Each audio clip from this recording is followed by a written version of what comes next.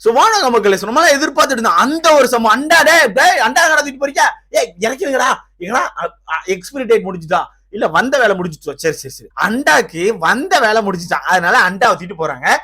போட்டும் இதுக்கப்புறம் இருந்தது என்ன பண்ண போதா, இதுக்கப்புறம் இந்த வீட்டுல இருந்து யாருக்கு சொம்படிக்க போகுது, யாருக்கு அண்டாவை தூக்க போகுது. ஆனா இதுல மிகப்பெரிய வருத்தம் என்னன்னா, நாளைக்கு அண்டா வெளியே போகுது, எத்தனை குண்டா உள்ள வரும் எனக்கு தெரியல. ஆல்ரெடி வீடு பூரா வன்மமா இருக்கு, அப்படி நிறைஞ்சு மிதக்குது வன்மம் அப்படின்னு வன்மம் மிதக்கி, இல்ல நாளைக்கு எத்தனை குண்டா வந்து என்னென்ன வன்மத்தை கக்க போது நமக்கு தெரியல. வெயிட் பண்ணி பார்ப்போம். சோ நம்மள எதிர்பார்த்துட்டு அந்த ஒரு சம்பவம் மிட் வீக் எவிக்ஷன் அப்படிங்கிறது தான் இப்ப நடக்க போகுது. அதாவது நடக்க போகுது மீன்ஸ் நாளைக்கு நடக்குது. நாளைக்கு வந்து நம்ம விஜய் அவர்கள் வீட்டை விட்டு வெளியே போறாரு. அப்பாடி இப்பதான் கொஞ்சம் நிம்மதியா இருக்குடா, வீடு பூரா சொம்பா பார்த்த மாதிரி இருக்கு நண்பர்களே. எனக்கு எந்த ஒரு மூஞ்சும் தெரிய மாட்டேங்குது. லைவ் ஓபன் பண்ணாலும் சொம்பா தெரியுது கண்ணுக்கு, உங்களுக்கு அப்படிதான் தெரியும் நினைக்கிறேன். ஆனா நாளைக்கு எத்தனை குண்டா வரப்போகுதுன்னு தெரியல. அதை நினைச்சு வர திக்குன்னு இருக்கு. சோ விஜய் அவர்கள் எவிக்டாய் வெளியே போறாரு. பட் அவருக்கு தெரியும் நம்ம இந்த டேட்ல வெளியே போயிரும் அப்படிங்கிறது அவருக்கு நல்லாவே தெரியும். ஏன்னா சொல்லிதான் உள்ள அனுப்பியிருப்பாங்க. அவர் ஆல்ரெடி பிளான் போட்டு தான் உள்ள வந்தாரு. எந்த ஒரு டாஸ்க் வின் பண்ணக்கூடாது, மாயா பூர்ணிமா இவங்க ரெண்டு பேரையும் காப்பாற்றணும் அப்படிங்கறத ஒரு நோக்கத்தோட உள்ள வந்தாரு. அதை கிளீனா பண்ணிட்டாரு.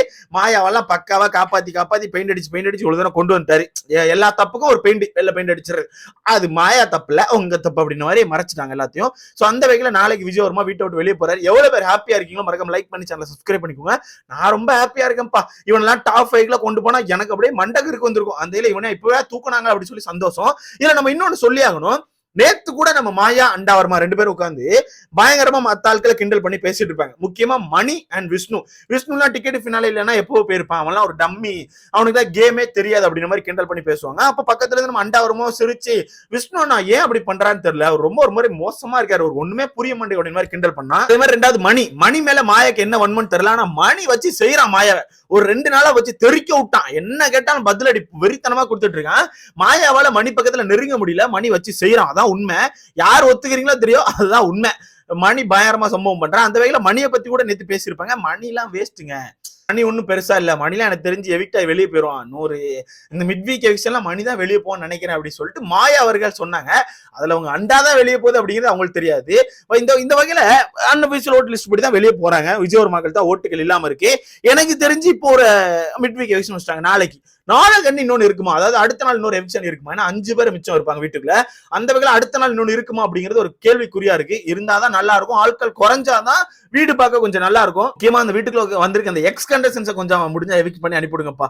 அந்த மிட் வீக் எவிக்ஷன்ல ஒரு ஆள் போகும்போது பின்னாடியே 2 எக்ஸ் கண்டஸ்டன்ஸ் போயிடணும்னு சொல்லி அனுப்பிவிட்டுருக்கேன். இந்த அனன்யா அக்ஷயா கொஞ்சம் அனுப்பிவிட்டீங்கன்னா ரொம்ப சந்தோஷமா இருக்கும். முடியல இல்ல. இன்னொன்னு நம்ம பதிவு பண்ணி ஆகணும். என்னன்னா வீட்டுக்குள்ள மாயாவை சர்வே பண்றதுக்கு தான் எல்லாருமே வந்திருக்காங்க அப்படிங்கிறது பக்காவா தெரிஞ்சிச்சு. இதுல முக்கியமா இந்த அர்ச்சனா மேட்டர் ஒண்ணு இருக்குல்ல, அர்ச்சனாட்ட வினுஷா போயிட்டு பயங்கரமா ஒரு டாக் விடுறாங்க, நீ அப்படி பேசக்கூடாது அப்படி பேசக்கூடாதுன்னு சொல்லிட்டு. அதுக்கு நமக்கு இப்பதான் ஒரு கிளாரிஃபை கிடைச்சிருக்கு.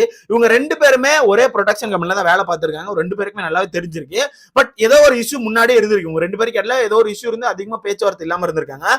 அந்த ஒரு ரீசனாலதான் வெளியே இன்டர்வியூலயுமே அர்ச்சனா மேல பயங்கரமா வன்மத்தை கக்கியிருக்காங்க. வீட்டுக்குள்ள வந்துமே அர்ச்சனா என்ன இவ்வளவு ஃபேம் எடுத்துட்டா அப்படி சொல்லி அர்ச்சனா மேல வன்மத்தை கக்குறாங்க.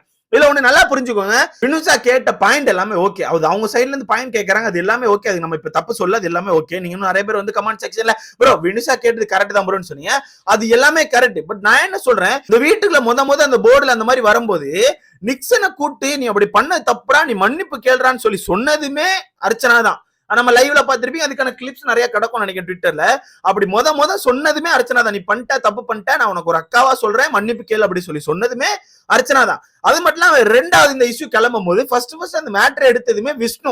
அந்த மேட்டர் எடுத்தது விஷ்ணு. அதுக்கு இடையில உங்க சைட்ல இருந்து ஆமா அவங்களுக்கு எல்லாம் வாழ்க்கை இல்லையா அப்படி சொல்லி அப்படிதான் பேசுவாங்க அர்ச்சனா. அவங்க ஒண்ணு மைலேஜ் அதை எடுத்து யூஸ் பண்ணல. பட் இவங்க ஏதோ சண்டை போடணும்னு சொல்லி சண்டை போட்டாங்க. அப்ப ஏன் நீங்க விஷ்ணுட்ட கேட்கல அப்படி சொல்லி உள்ள அனன்யா கேட்கும் போது, விஷ்ணு வந்து அந்த சண்டை முடிஞ்ச பிறகு மணி கிட்ட உட்காந்து பேசும்போது எனக்கும் அக்கா தங்கச்சி எல்லாம் இருக்குல்ல, எனக்கும் அந்த ஃபீல் இருக்கு, அதனால தான் நான் கேட்டேன் அப்படி சொல்லி சொன்னாரா. ஏண்டா விஷ்ணு அக்கா தங்கச்சி எல்லாம் இருக்கனால எனக்கு ஃபீல் இருந்தா அதனால அப்படி கேட்டேன்னு சொன்னதுனால விட்டுட்டீங்க. ஆனா அர்ச்சனா அது ஒரு பாயிண்ட் எடுத்து பேசணும், இப்ப தப்பு. 2வது மாயா கிட்ட ஏன் கேட்கலன்னு பாத்தீங்கன்னா, மாயாவே கேக்குறாங்க என்கிட்ட ஏதாவது பிரச்சனை இருக்கான்னு கேட்கும்போது உங்ககிட்ட இருக்க நான் வெளியே வந்து உங்ககிட்ட பேசுறேன் அப்படி சொல்லி சொல்றாங்க. மொத்தத்துல இவங்க ஏதோ பேசி வச்சு வந்திருக்காங்க நண்பர்களே. பக்காவா பேசி வச்சு உங்களால டவுன் பண்ண சொல்லி வந்திருக்காங்க. பக்காவா நடத்திட்டு இருக்கீங்க, நல்லபடியா நடத்துங்கடா டேய்.